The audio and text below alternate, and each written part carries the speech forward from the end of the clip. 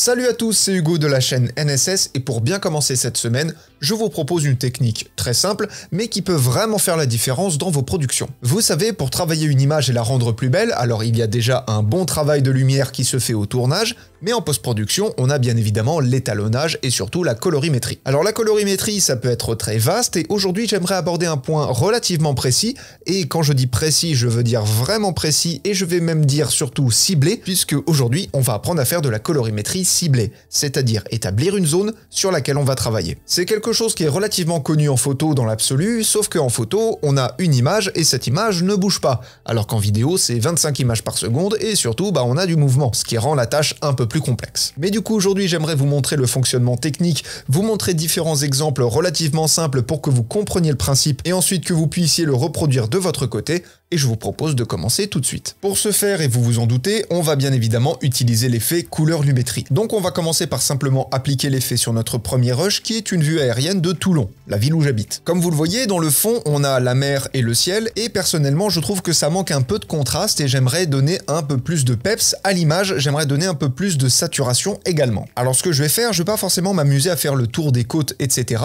On va faire une grande ligne qui va traverser tout l'écran. Alors bien évidemment, ça s'adaptera selon la nature de votre plan, mais en gros, on va faire quelque chose de simple, avec des bords relativement progressifs, des bords en fondu, ce qui du coup va faire une transition très fluide. Donc pour ça, je prends mon outil plume et je vais adapter la taille de mon image et la passer à 25%. Pourquoi je fais ça? Eh bien tout simplement pour pouvoir commencer mon tracé du masque en dehors du cadre, puisque comme je vous l'ai dit, on va faire des contours progressifs, et donc l'idée va être de ne pas influencer les contours de mon cadre. Je ferme mon masque et je réadapte mon zoom, et ensuite, comme je vous l'ai dit, je vais passer les contours progressifs du masque de 10 à 100 par exemple. Voilà, comme ça on a vraiment une délimitation qui est large, qui est un peu floue et qui du coup va faire une transition relativement fluide. Ce sera mieux que d'avoir une ligne complètement nette, vous vous en doutez. Et donc comme je vous l'ai dit, ce que j'aimerais c'est un peu plus de contraste et un peu plus de couleur. Donc pour ça, dans les options d'effets, je vais développer les corrections de base, je vais descendre un petit peu et je vais baisser les tons foncés histoire de récupérer un petit peu du contraste dans mon image, et je vais augmenter par exemple la saturation de 100 à 110. Ce qui fait que là, dans l'absolu, on n'a pas une modification non plus dantesque, on a quelque chose de relativement léger,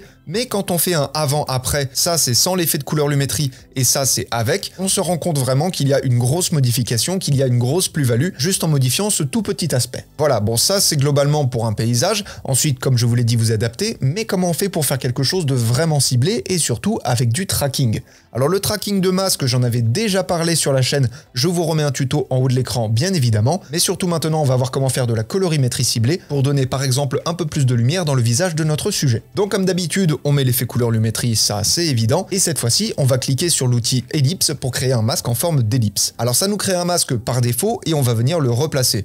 Alors personnellement, je vous conseille de le tourner dans le sens de l'orientation du visage et ensuite de replacer les 4 points principaux avant de venir l'adapter vraiment à la forme du visage. Voilà, pour l'instant ça nous donne ça, et petit tips pratique, si vous voulez travailler efficacement et bien voir comment votre masque réagit, je vous conseille de lui apporter une modification quelconque. Par exemple, si dans les créations de base, je passe par exemple la saturation au minimum, là on va avoir une grosse différence entre ce qu'il y a dans mon masque et ce qu'il y a à l'extérieur, ce qui fait que je vais pouvoir très rapidement voir si mon masque est bien placé ou pas. Donc ensuite, quand je repasse l'outil plume sur les coins de mon masque, on voit que je peux ajouter des points, et donc à partir de ça, je vais pouvoir adapter mon masque à la forme du visage de notre sujet. Alors il n'y a pas besoin que ce soit extrêmement précis non plus, mais il faut faire quand même attention à respecter un minimum la forme de ce sur quoi vous travaillez. Une fois que cela est fait, personnellement, je vais passer les contours progressifs du masque de 10 à 50. Le principe reste le même, c'est d'avoir une transition relativement fluide, et du coup, je réinitialise mon effet de saturation, et à partir de là, on peut travailler. Comme je vous l'ai dit, personnellement, j'aimerais juste rajouter un petit peu de lumière, donc je vais passer par exemple l'exposition de 0 à 1, et comme vous le voyez, ça nous éclaire le visage tout à fait naturellement,